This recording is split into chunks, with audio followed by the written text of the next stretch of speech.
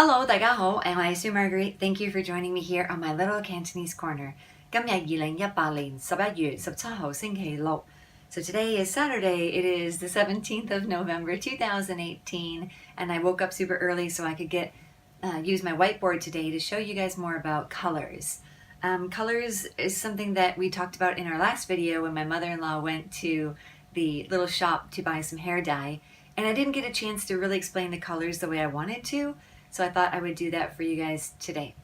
So the first thing I want to show you about the board is that I've actually put some marks after the words for color so that if some of you guys are using Yutpeng or one of the other phonetic systems, then at least you can know that these first up here are all low falling.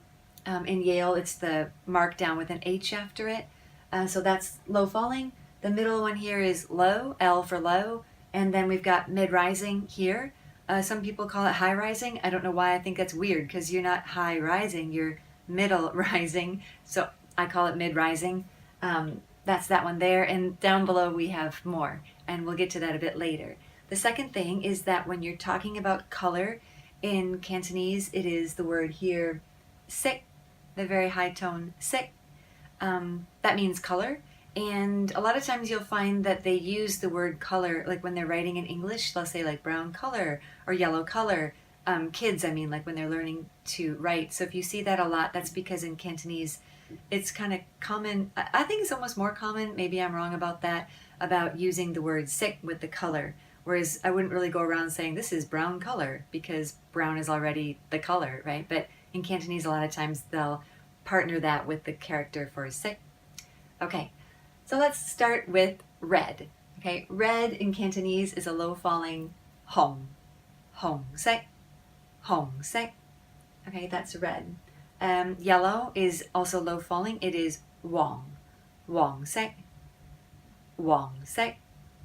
Blue, again low-falling. It is lam sek, lam sek.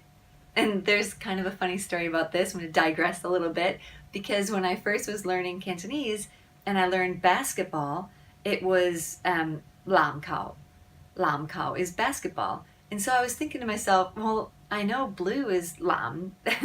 So I thought, well, did they like start playing basketball with a blue ball? And that's why they keep calling it blue ball instead of basketball. But obviously not.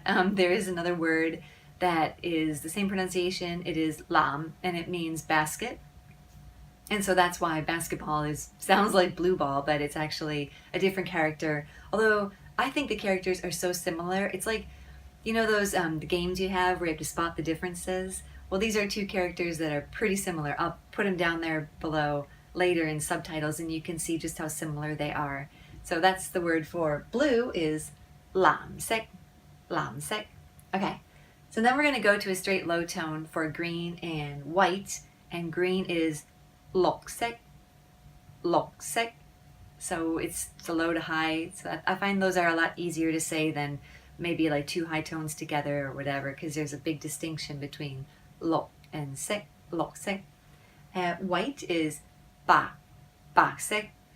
Now this one you might remember if you've seen the money video or you know money, that 100 is yap ba. Yep, Batman is $100.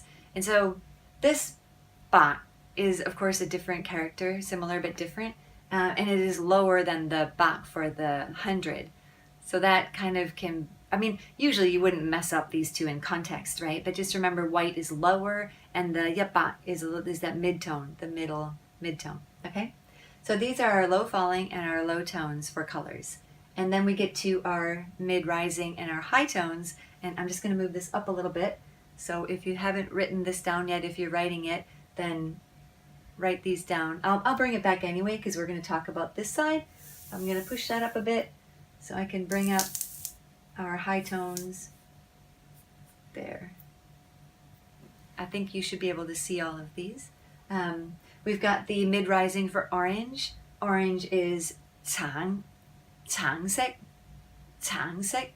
Chang is the same orange as an orange you eat. So 你哋鍾唔鍾意食橙?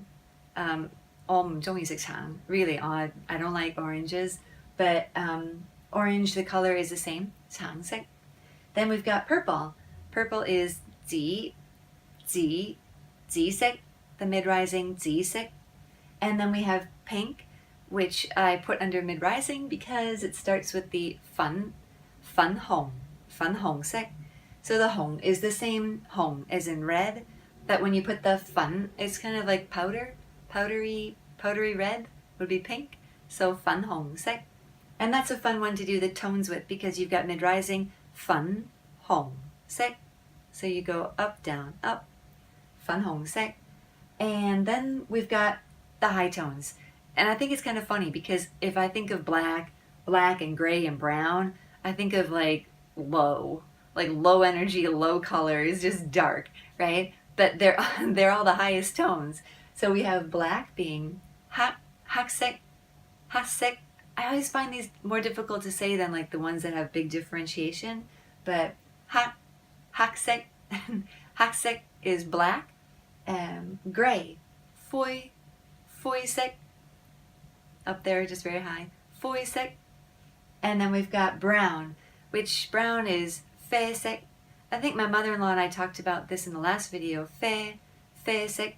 And fe sek kind of comes from the gafe. Gafe, if you see my other video or if you know that coffee is gafe, right? Gafe. So fe sek is from the coffee color because coffee, I guess, is brown. It is brown. I mean, coffee's brown, I guess. So fe sek, that's brown. Okay, so now we're back up here, and the first one I've got on the board is qin, the mid-rising qin, and this means light or shallow, light colors, shallow water, qin. And this one, if it sounds familiar, it's because if you've seen the money video or you know, money is also pronounced as qin, like 给多少钱, how much is it, right? How much money? Qin, different character, but this qin is light or shallow. Okay? The next one is dark or deep, and it is the high tone sum. So sum sek is a deep or dark color, and qin sek is a light color or shallow, well, shallow water, maybe if you were saying.